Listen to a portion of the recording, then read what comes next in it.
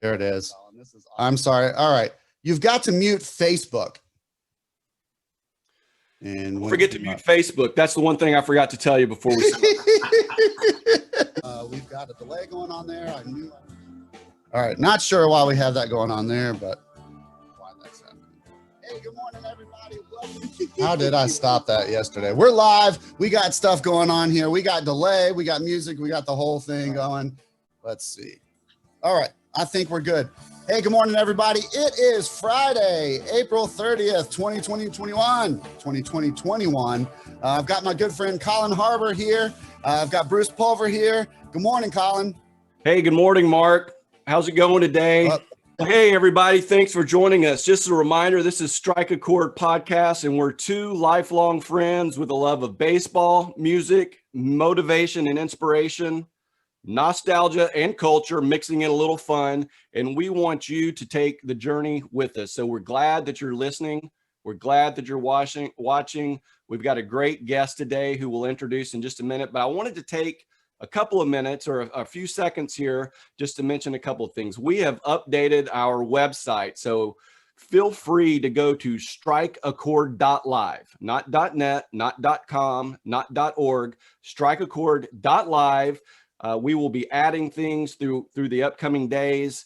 If you see anything that's a little bit off, just let us know. And by the way, you can subscribe on our site, and we'll be sending out motivation and inspiration updates. We're out on Instagram now, strikeachord.live.podcast, Twitter, strikeachordpo.1. This week we'll be rolling out TikTok, which is strikeachord at strikeachord.podcast. And, you know, we're also on Twitch. I don't know. I heard about Twitch. We signed up on Twitch. I have a Twitch. Once we figure this out and we can multi-stream to different places, we'll be streaming through Twitch.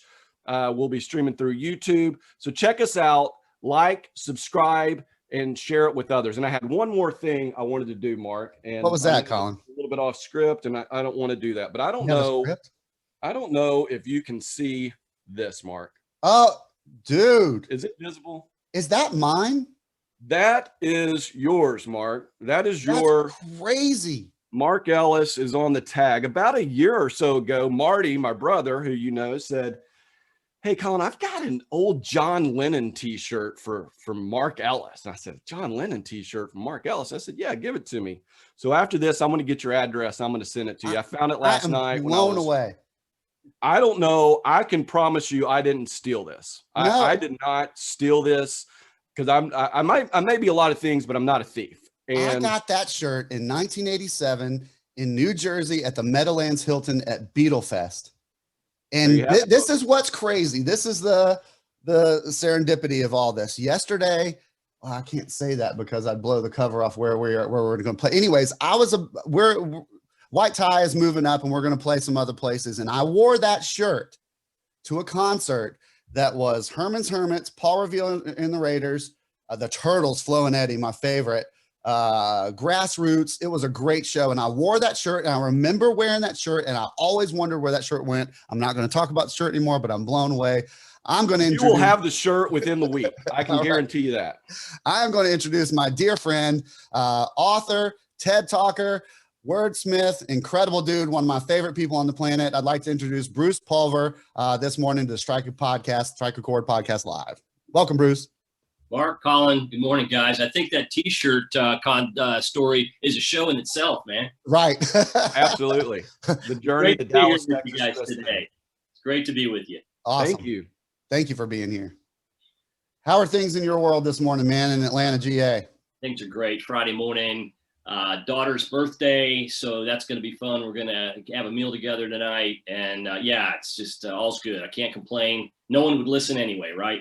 That's true. The crazy thing is, it's my daughter's birthday today. So awesome. when they sing the song and they say, "You say it's your birthday, it's my birthday too," my daughter and your daughter could get together and really like feel that. Absolutely. Well, cool, man. Well, thank you so much for being here. I know you've got a book that we want to talk about. I know that you've been on the stage at TED Talk. Real quick, why don't you tell us how that came about, how you became a TED Talk speaker? And is that the right thing to call it, a TED Talker? TED Talker, yeah. I've been on the TED stage, I answer to pretty much anything as it relates to that stuff. So the TED Talk came out of the book, and then called Above the Chatter, Our Words Matter, and then the invitation to audition. So, wow. I mean, there's a process, a pretty formal process that you go through. With ours was, do a short video. Then we flew out to Dallas, where the TEDx was, to do in-person auditions. And I was fortunate enough to get the nod to actually get a yes, which was, okay, now what, right? Right. That's so cool. How many auditions did you have to do live before? Yeah, so they said, come back tomorrow, that kind of stuff? No, actually, it was really cool. It was submitting a 3-minute audio or a video.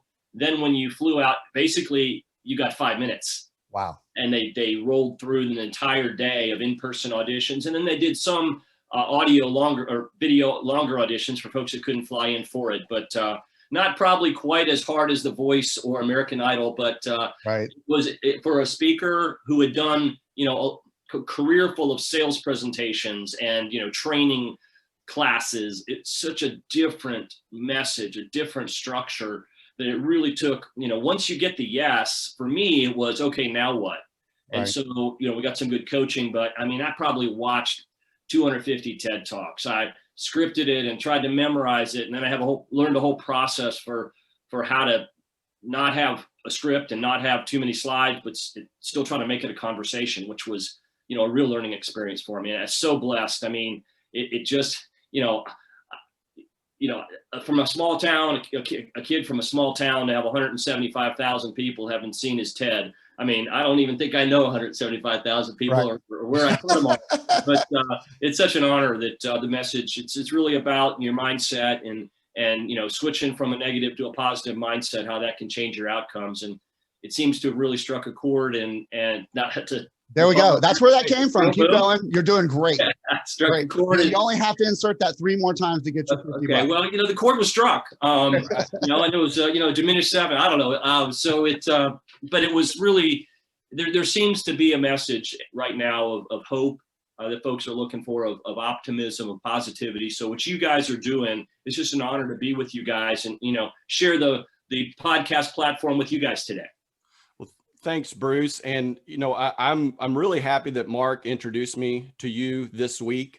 We've talked a couple of times, and I've done quite a bit of reading up on you and all of that. And this whole concept of words and words that matter and the acrostic. We would ask Mark to say acrostic, but we're not going to. It's acrostoic. I think you're pronouncing it wrong.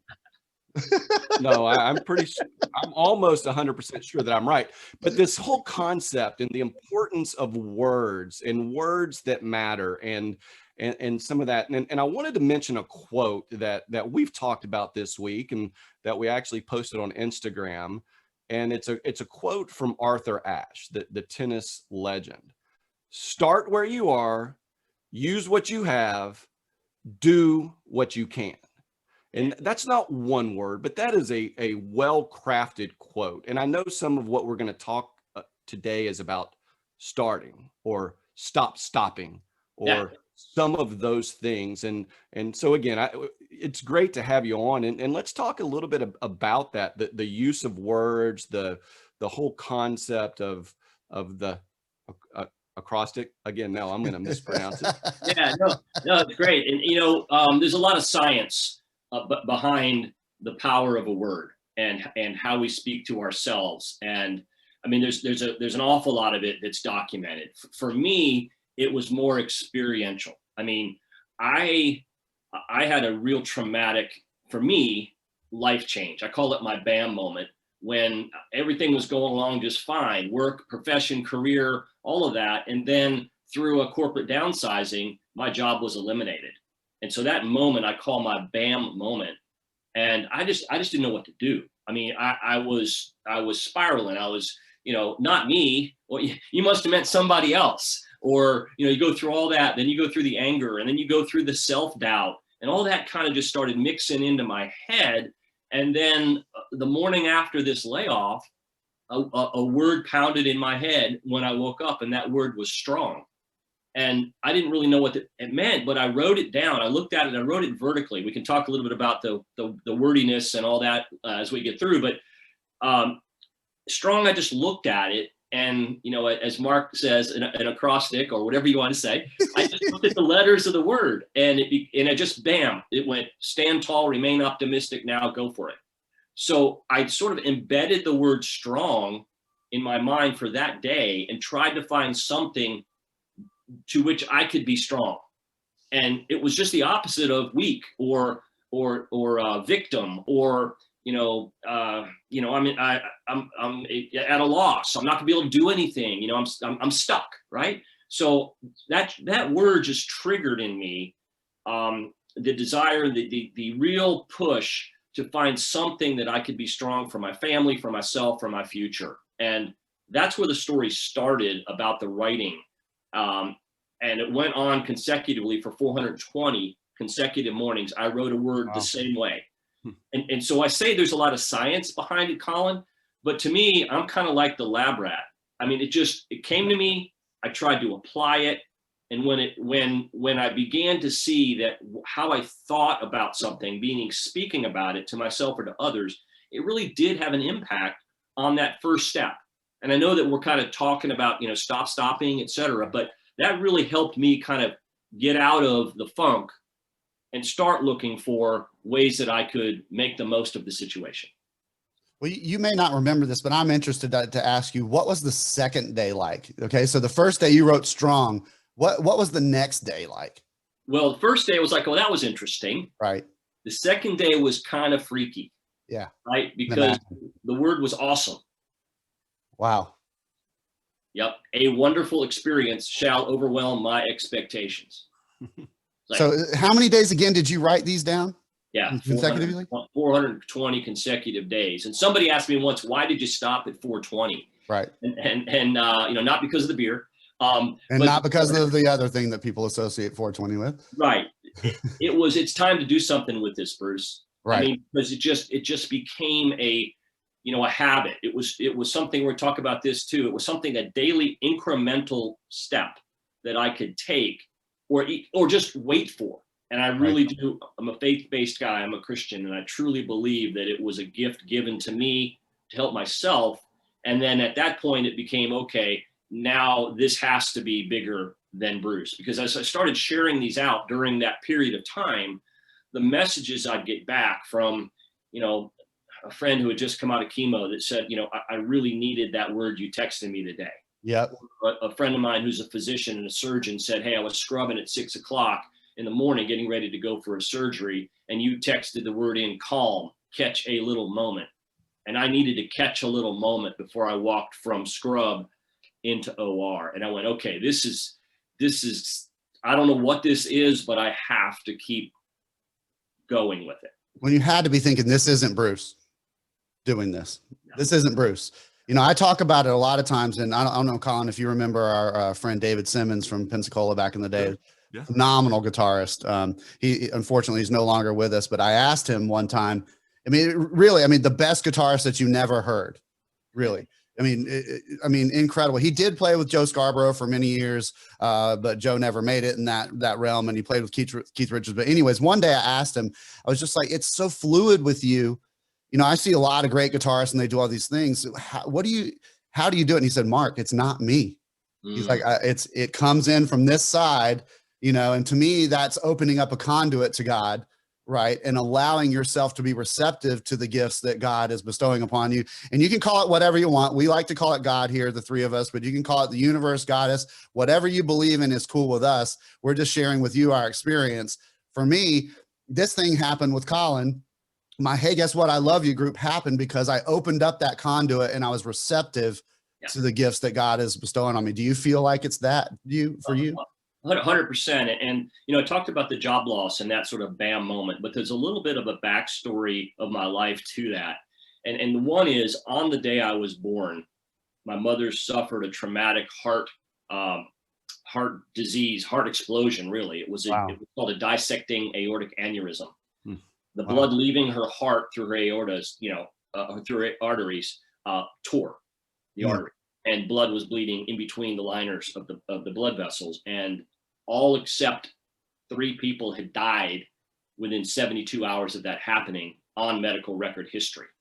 So, and the doctor, we were at we were at Yale New Haven Medical Center. There were 2 surgeons who had just perfected a procedure to help with that surgery that were visiting from Tulane. Brought those guys over, worked on my mom, got me out, 4 surgeries. 60 days later, she saw me for the first time. She didn't quit. She lived till I was 22 with a life full of gratitude, encouragement, expectation, and joy. My father, who was the silent patient in this whole deal, loved words. Crossword puzzles, plays, etc. I talk about that in the TED Talk. When that bam moment happened and when that word strong jumped into my head, I did say, okay, and both of my parents had passed. That is the connecting factor between the gift that I've been given by being raised in a very positive family with, an expectant and a very faith-based. And that was the first time something had really happened to me that turned my life sideways. Right. So I was given that gift to take those 2 things together, as well as an assignment. The assignment was write this stuff down and do something with it. So I would agree absolutely with your late friend that it just seems to be the gift that, I was blessed with. And now I have an assignment and responsibility, which I love to share. Yeah, that's awesome. And I think a lot of people struggle with life. Life's not the right word, but purpose. Purpose is the right word. Why am I here? What should I be doing? I want to do this. I feel like I'm being called to this.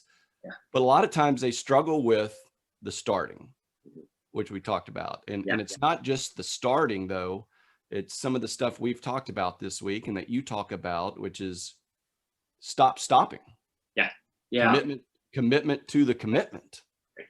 How are you staying focused? And even after you stop, even after you take that first step, even after you write that first word down, how do you continue for 420 days? Yeah, so it's a great question, right? And it's not easy, right? The hardest thing sometimes to do is to start, though, because once you're in motion, there's a tendency that starts keeping you in motion. However, the closer you are to where the stopping was, I mean, like day 1, you're only 1 step away from it. Day 2, you're 2 steps. Day 3, you're 3 steps. So the rear view mirror in the car, stuff gets smaller on purpose. You're not driving that way anymore.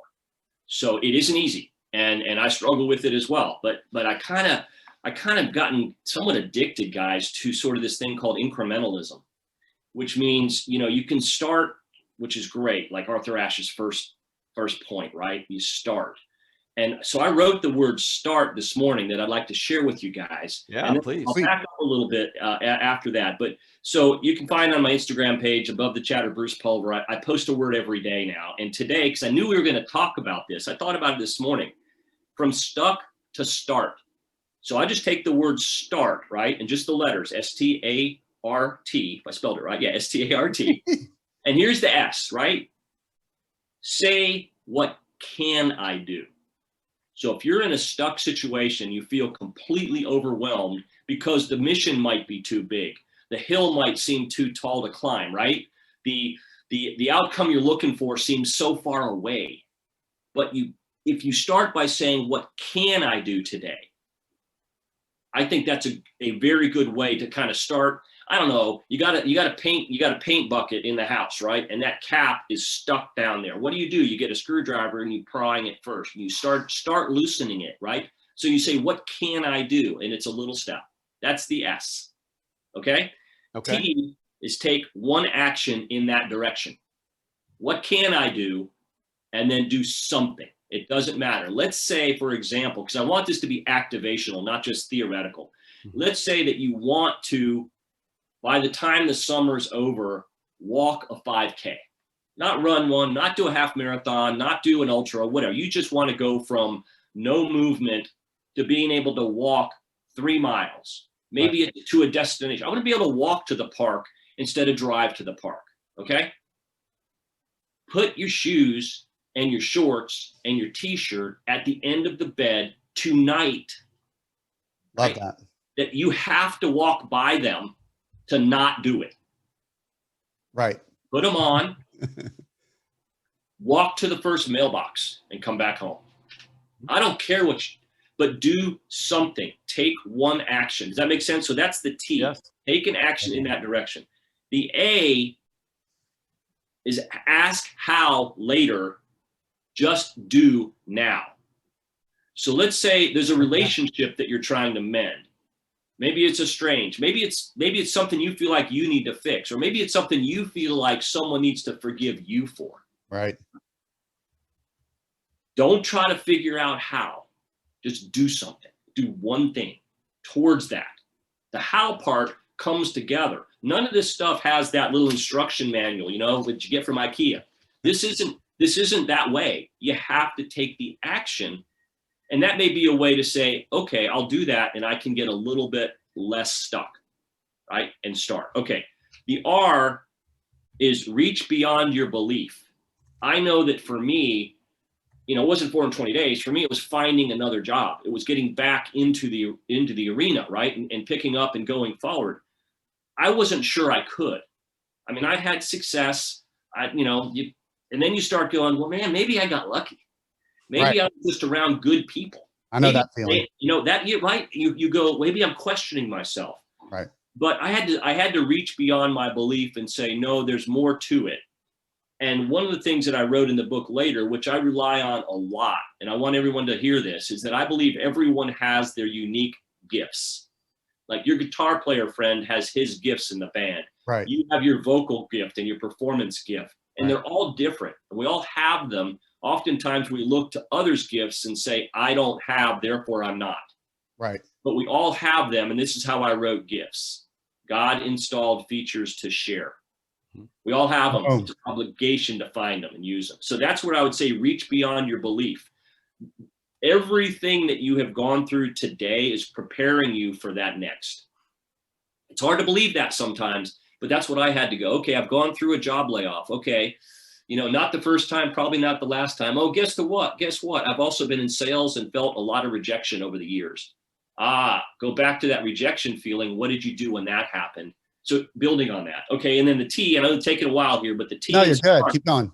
Okay, the T in start is then take another step and another step and another step.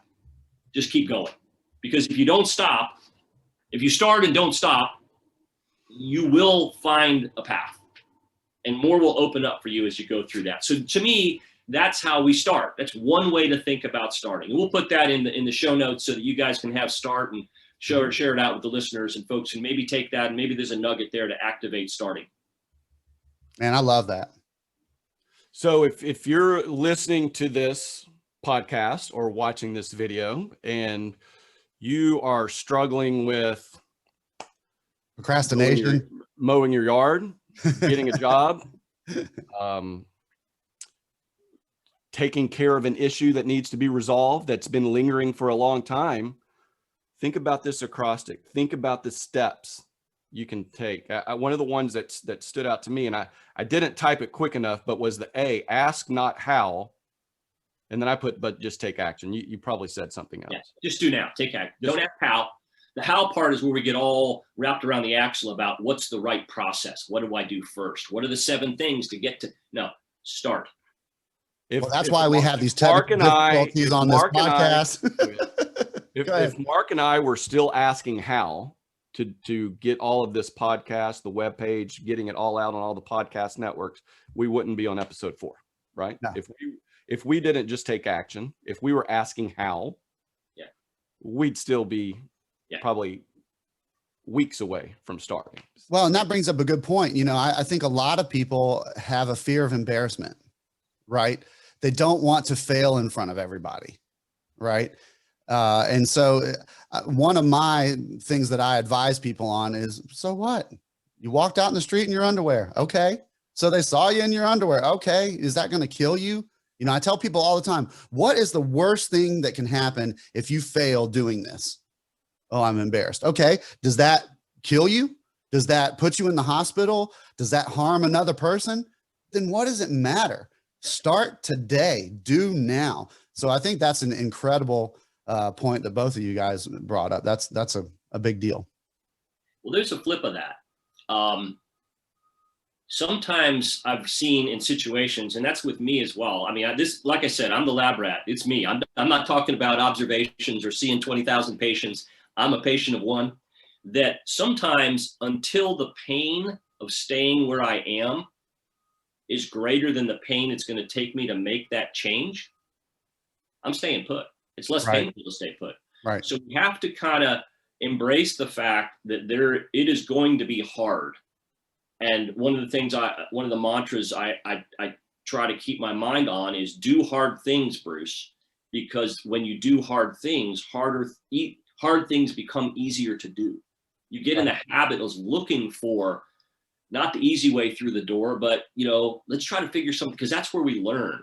And that failure part oftentimes comes from fear. It's a fear of failure. Right. It's not failing, because failing is just learning if we do it the right way. So I looked at fear two different ways in my TED Talk as I talked about fear, because it can be not just the thing that stops us from starting, it can be the thing that stops us even after we've started. So I can look at fear a couple of ways. I could look at it as I'm afraid, I'm fearful, so I fail every attempt regardless, FEAR. Love that. Or I can look at fear, stage fright, getting up and doing a presentation, writing that paper, making that phone call, and I can say, yes, I might have fear, and that's okay because it may not go away, but you maybe can use it to your advantage. Fuels energy and resilience. Two different ways to look at the same word. Now, yes, does it sound like a mind game? Are you just kind of playing these tricks with yourself, Bruce? If I have to and you want to call it that, that's fine. But it's the way that I look at a challenge and how I want to step into it when there's fear. But isn't that that's the wrong word, but that's perspective. That is the two sides of the coin. That is, how do you look at a situation, particularly when a situation has presented itself? The situation's there. Right. So the fear may be there, or the anxiety may be there, or whatever the case may be, but your perspective is going to define how the issue gets addressed and resolved. I know we talked about perspective this week, and that really actually was impactful to me this week when we talked. It's your mindset. It's how you're looking at things. It's what you're thinking about to overcome whatever the obstacle may be, or whatever the objection may be in sales, whatever it is. Right. Absolutely. Well, scientifically, we're all programmed. Our brains are programmed for whatever we experienced in our life, whether that be a TV show or a family member or whatever that is. I believe a lot of people have to reprogram their mind by repeating those things that you just mentioned, Bruce. That sounds like, oh, is it a mind trick? Well, yeah, you're reprogramming yourself. And I don't want to bring it up this way, but it's kind of like that person that lies all the time and then they believe the lie. It's the same thing. It's just on a positive aspect. Oh, if you had to write on your face the words that you say to yourself, what would that look like? Right. Now we learn that, right? Because our mind is also programmed to protect us. Survival, right? And we learn that. When we're born, we don't have that. But at some point in time, we look at survival and safety and making sure we get through something. And oftentimes that's to shut down, but to not put ourselves in a risk situation. And that's okay. I get that. And that's really important, right? Don't go spend money you don't have. All those kind of things. So I'm really talking about risk as it relates to stepping into something that, like you said, if I knew I couldn't fail, right? What would I do? Or what's the worst thing that could happen if I did? So I think oftentimes we learn that, and those are beliefs. Those are self-beliefs, and they can be limiting or they can be developed to be beliefs of abundance. And it isn't a switch. It isn't an always this to me or an always that.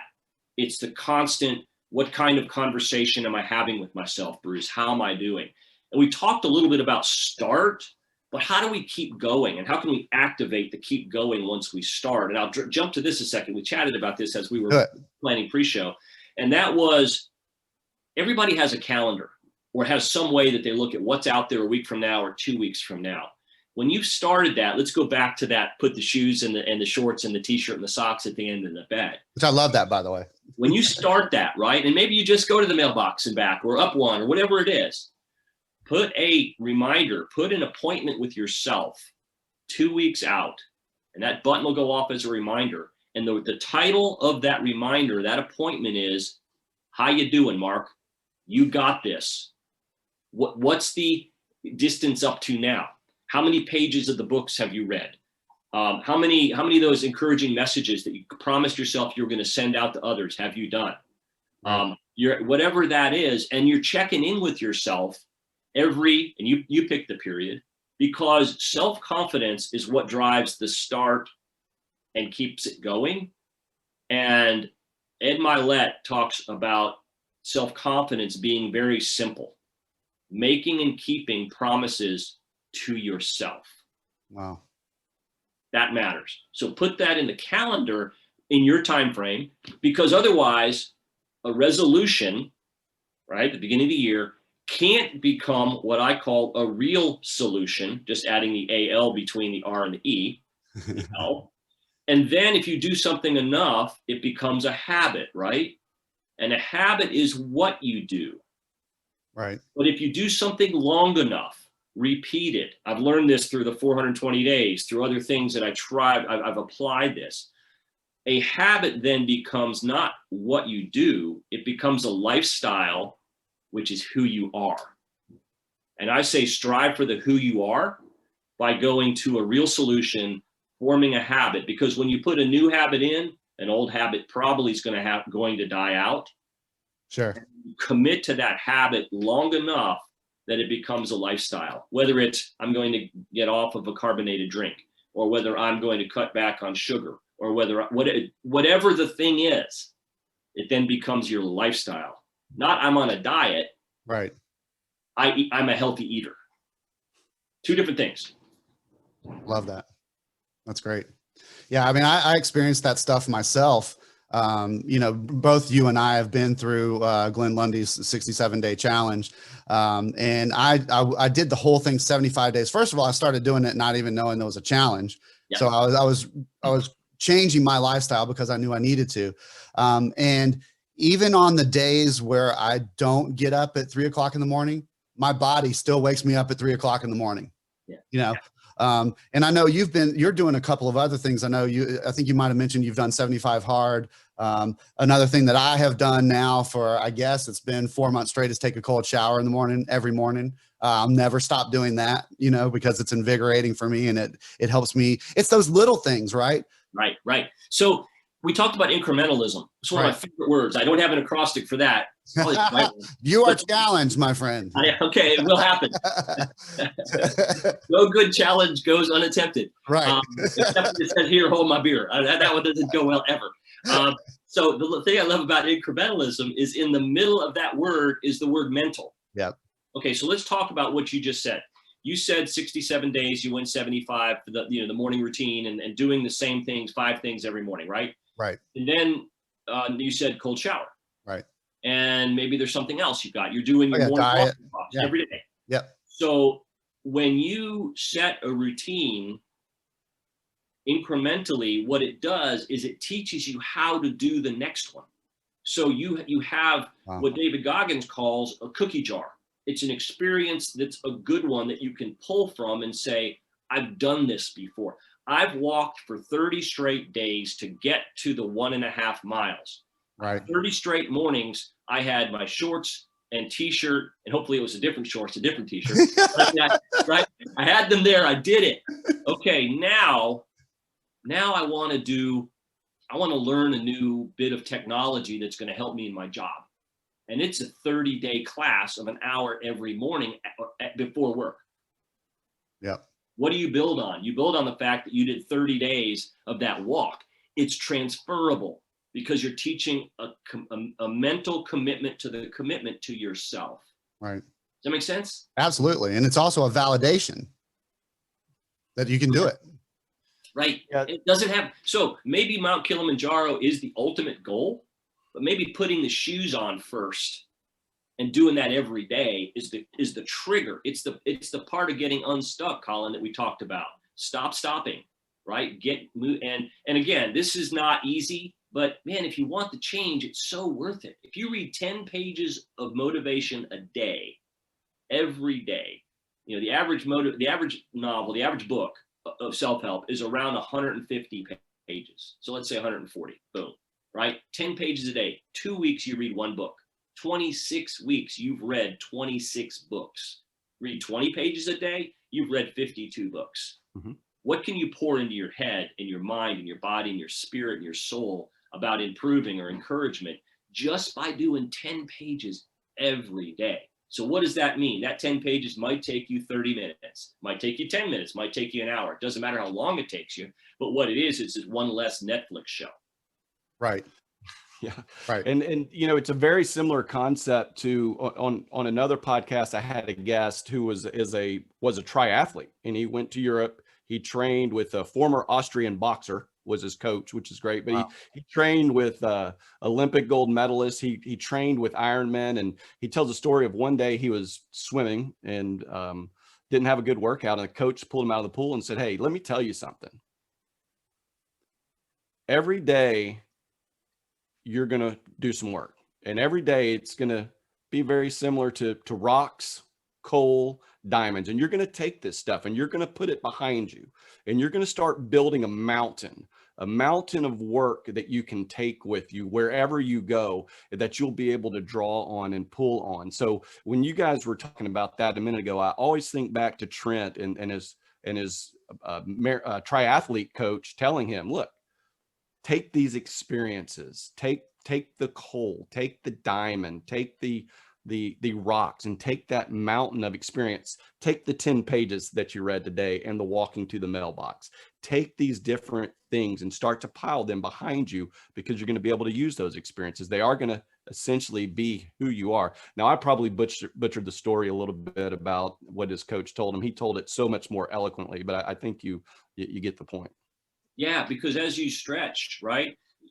Because at some point, the second mailbox isn't going to be enough for you, right? You're going to go, "I can double that." You'll have your own drive, but with that stretch, it's going to come even a harder push against, right? There's going to be the pain. It's going to get harder, right? But so like your friend said, because he was building this mountain, when he faced a challenge that was greater, he had more resilience behind him because of the work. And you do have to look back and focus on that. Like when I was going through that job change, in order to get back on my feet and really get going, I had to look back, and I actually pulled out a scorecard and said, okay, over the last, 5 years of selling, let's look at the record. Right. There were a couple of plaques, right? And that doesn't go away. It just the circumstance changed where the company went in a different direction. I couldn't let it define me. It was a situation. It wasn't me. But that took a lot of self-reflection and, looking internally and being able to say to yourself, no, I am enough, which I truly believe. Every person was born enough. You have enough. You need the help. You need a good community around you. You need the motivation. But you were born enough. You have what it takes inside you from day one. It's just a matter of developing the skills. And like you said, I believe that the harder you work towards something, the more the obstacles are going to get in your way as well. So you're building the resilience. Right. Well, and that's a good point, because you talk, a lot of the people that you and I follow and listen to, they have these stories, Eric Thomas, Glenn Lundy's, people that are, for lack of a better term, ballers. I mean, they are succeeding and crushing life. They started out with the most dim circumstances, to where it was a mindset within them to say, hey, I can do this. I am enough. Where so many more people that have probably greater gifts don't start. Right. Yeah, that's a whole nother, let's dive into that for a couple of minutes, because I really think that's important. Absolutely. And I do believe, Mark, that relates to me, right? My BAM moment, fortunately, I didn't have something to come back from. Right. The Boston Marathon bomb. Right. Marcus Luttrell, lone survivor. Yep. Those are amazing human beings that have overcome so much. I would sit in those uncomfortable Marriott conference room chairs listening to these motivational speakers at sales meetings over and over and over. And there's two feelings that you can get from that, multiple. There's two that I got. One was, wow, this guy, this gal, they are amazing. I'm so motivated. I'm going to run through that wall after this conference is over. The other, though, and I think we need to pay attention to this too, is like, man, my life's nothing. I mean, look at all the stuff these people have accomplished. Yep. I'm listening to them. I'm sitting here doubting myself because maybe I haven't pushed myself enough. Maybe I've been comfortable, and stop or stuck doesn't mean you're stuck in a bad place. It could be you're stuck from reaching more greatness in your capabilities. I'm not talking about dollars or material things. I'm talking about maximizing the gifts that we have. Right. So personally for me, I was doing well. I was confident. I was encouraged. I had confidence that we were accomplishing things at a corporation. And then, but I've got, maybe I'm just complacent here. Yeah. So that's I can't underestimate that as well. Mm-hmm. So that's good. So let's talk for a minute, Bruce, about your book. If people want to go to our webpage and like I said, in the call notes, there's going to be links where they can go out and buy your book. There's a couple of things I started reading a little bit about it. One of them is, I believe you give away a book when you sell a book, and there's some stuff there. So I want to talk about the book a little bit, and then I want to talk a little, or hear a little bit about why you're giving away books and why that, the charity aspect of it. Thanks for asking. I sincerely appreciate that. So the book was a gift, right? It was a journal. It was ultimately just going to be for my daughters. It was subtitles. The working title was A Wordy Dad, right? Because as we've been talking here, you can tell I can go. Right. And they were like, okay, Dad, what's the word today? I'd come down from upstairs. What's the word today? Oh my God. And then the other part is this a lecture? They put this in. So that's sort of the little bit of the fun about how it just sort of evolved and kept going. And then when I started getting such amazing feedback that really humbled the process, I realized I had to do something more. The last people that thought I'd ever write a book were my English teachers in high school. I mean, I was not that guy. But as we collected these words and they started to have an impact, I just researched that I've got to do this somehow. And so I found a great company to work with out of Dallas, Texas, On Fire Books Leadership Company. I'm still working with them on some podcast stuff with them and author ambassador work, etc. And we went through organizing the book, finding the publisher and all that. So that was just an amazing process for me. And as I was going through that, I was asked some questions by Tammy Kling, who's founder and CEO of On Fire Books. She said, why are you doing this? And she's really about legacy. What is your legacy that you want to do with this? Because we only want to work with authors that's their mission. Right. And I said very quickly and very easily, this book and the messages in this book were a gift to me.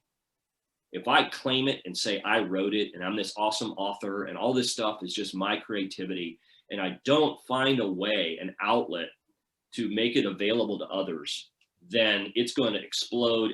Meaning badly, it's going to dry up. There'll be nothing there of value for others because it will be self-driven. And so I work in the healthcare industry. And so one of the things that just naturally came to me was, let's find a place that when I'm booked to speak a keynote or do a workshop or what I call a word shop session. Nice. We find a way in a place, either the organization that hires me has an organization that they support, or maybe in their community, there's a Ronald McDonald House, or there's an oncology center at the hospital, or a veterans organization. And we just take some books over and we say, if these fit in your mission, we'd love for them to be in your library or to do a workshop or something like that. So it's just, I guess it's one of those things. I'm in the second chapter. I'm in the second half of life at this point. Right. And it's really about how much can I give back that has value for others. And so, yeah, there's the aspect of speaking and providing for my family and those kinds of things that are this, but equally important is I want to be the book guy that is, the guy that gives away the glasses and the guys that gives away the shoes every time a Tom pair of shoes. Yeah. And where can they get the book? I mean, we've said the name once, but if you would say the name of it again, and yeah, sure. There's a couple of chatter, but I'll let you do it. Yeah, the name of the book is Above the Chatter, Our Words Matter, right back here over this shoulder. There you go. And that's the name of my website, abovethechatter.ourwordsmatter.com. And you can order it there.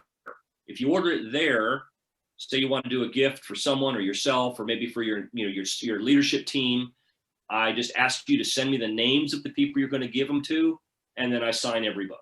Wow. I just think that I try to do something special when it's coming through my website. It's also available at Amazon. So if you're a Prime user, 2 clicks and you got the book, it's available at all the online outlets. You can order it. And it's been really fun.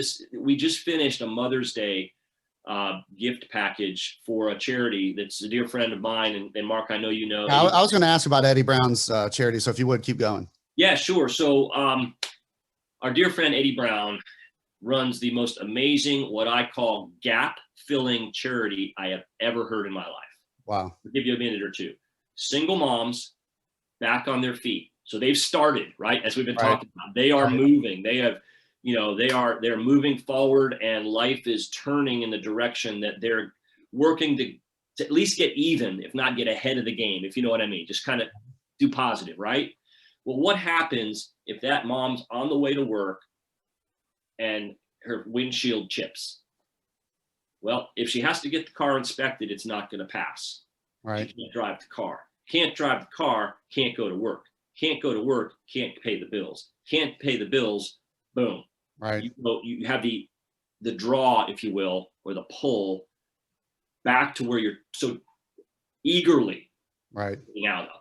So Eddie has partnered with vocational departments at high schools, with auto repair shops, including window repair, companies that will donate 5 auto batteries a month, something like that, to Eddie. And what Eddie does, he supports single moms by providing the services around automobile repair, appliance repair, other things that if you took Eddie out of the picture, that windshield or that car that won't start is a $250 tow.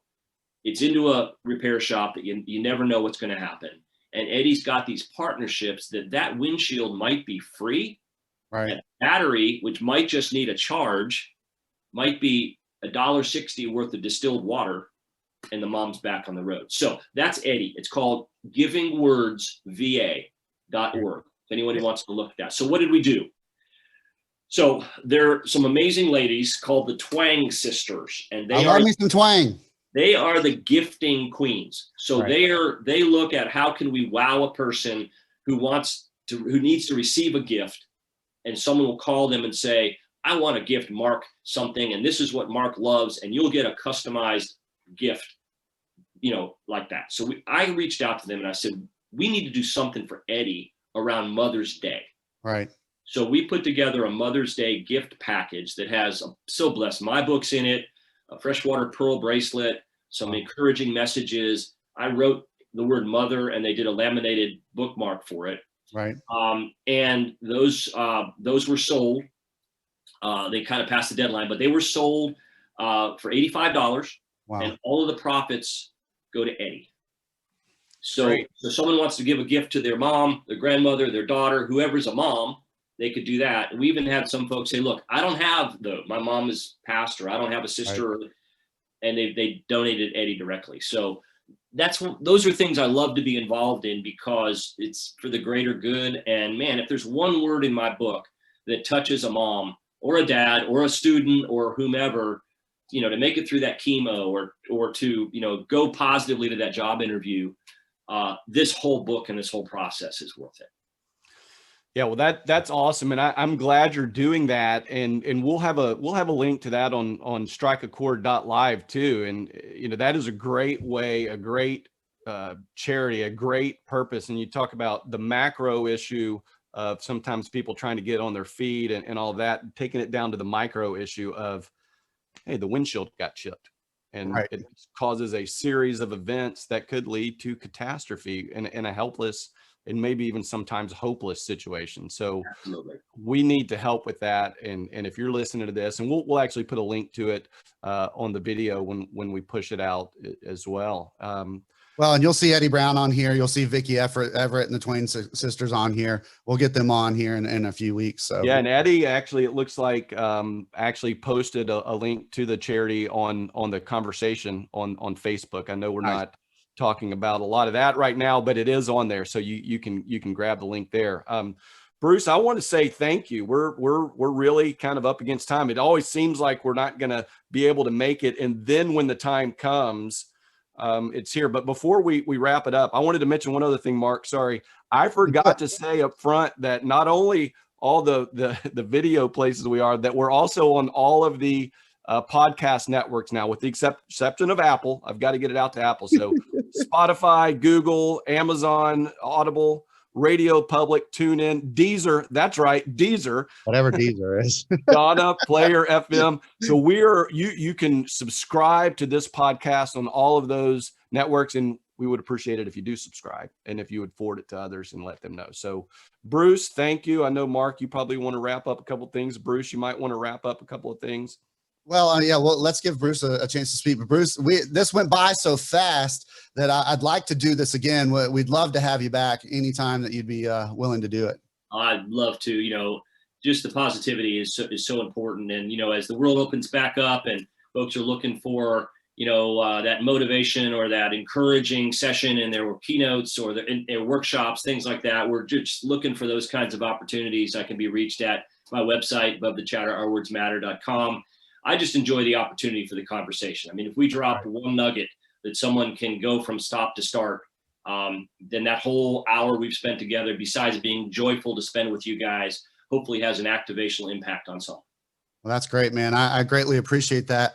It's just been a joy to have you. And like I said, like Colin said, I don't think we scratched the surface. I think we could talk for a whole nother hour about some other things. But you know, what we're doing here with Strike a Chord Live Podcast, what Colin and I are trying to do is make a difference. You know, we want to motivate you. We want to acknowledge you that you're here because we see you guys, right? You know, that's a lot of what we're doing here. We want, knowledge. We want to insert some knowledge into your life, and then we want to encourage you. So if you noticed, out of make, I just did a acrostic, right? Just right there. Mark did an acrostic, acrostoic. Stop saying that because we're going to keep saying that. But we really greatly appreciate you guys being here and listening to us. And we will see you next week here, Friday at 8 a.m. Central on Strike a Chord Live Podcast. And we'll talk about where Strike a Chord came from more in depth because, you know, Colin and I grew up playing baseball together. We grew up loving music. And so we just kind of combined that there. But Bruce, thank you so much for being here. We love you, man. Let's talk soon. We'll have a good one. And Colin, you got anything to say before you go, brother? Thank you for joining us, Bruce. I appreciate it. I gained a lot of insight today and this week, and looking forward to talking to you again in the future. Thanks, everybody. Thanks for listening. Talk to you soon. All right. We'll see you guys later. I'm going to pause this thing and stop it on Facebook. See you guys on Facebook land later. Take it easy. Adios.